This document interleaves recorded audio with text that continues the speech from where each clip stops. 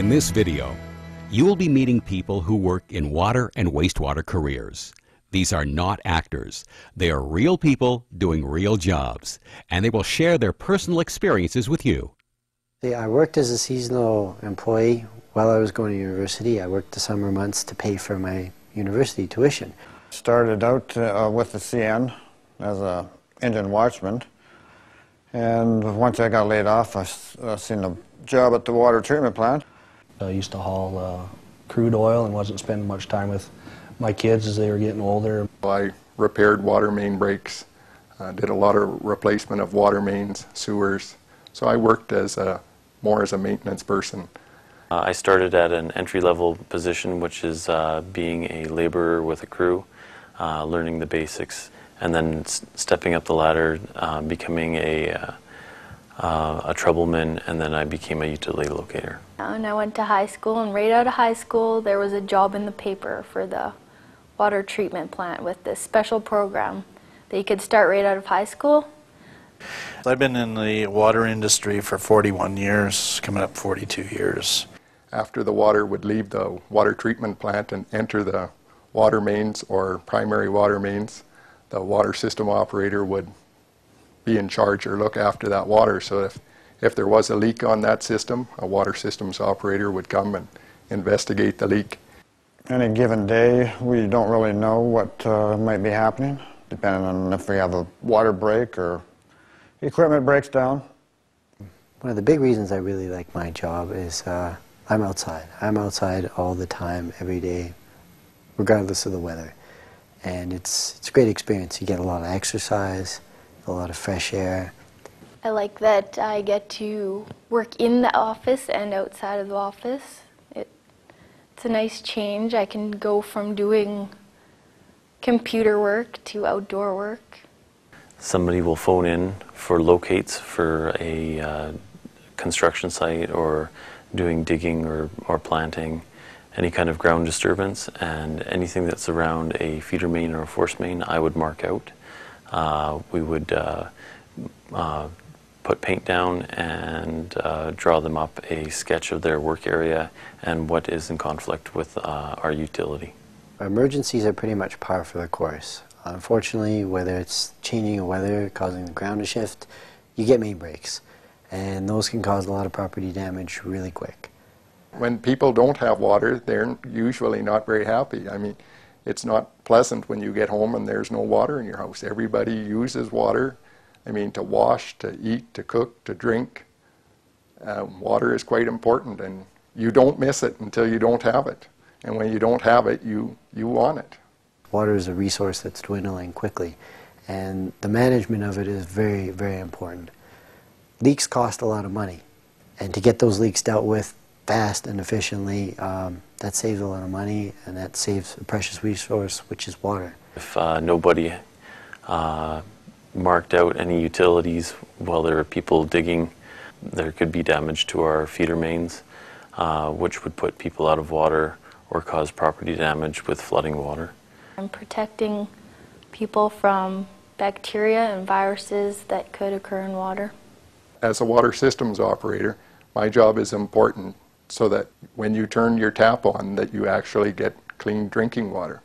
I've gone through many years of different changes. In 41 years, it's gone from very, very primitive equipment to very high-tech equipment. We do make good use of laptops. We've got a wireless connection. We can log in anywhere in the city, and our laptops carry a program called MapGuide, which gives us pretty much instant access to a huge database of everything and anything to do with the water distribution system. We're pretty automated right now that we can dial in from home or hook up with our laptops and see what's going on and acknowledge alarms and change valves and pumps and stuff like that. What I like about my job is that I can live in a small town. I grew up in one all my life, and it allowed me to stick around. It's often limited what you can do in a small town, but I've seemed to have found a good job. In a smaller community, I can access training for my water treatment plant by going to Banff to the seminars. We have study guides at the shop in the offices that I've studied to get my certification, and of course we can get it off the internet and home study. Yeah, entering into the water industry, you don't have to have a university degree. You can start in with a grade 12 education, which is kind of the entry level into it. And one of the reasons that is an entry level is you have to write your certifications. To get certified with my level 1 water treatment and distribution, that was a year course, and at the end there was an exam. And you had to pass that to get certified, and here I am today.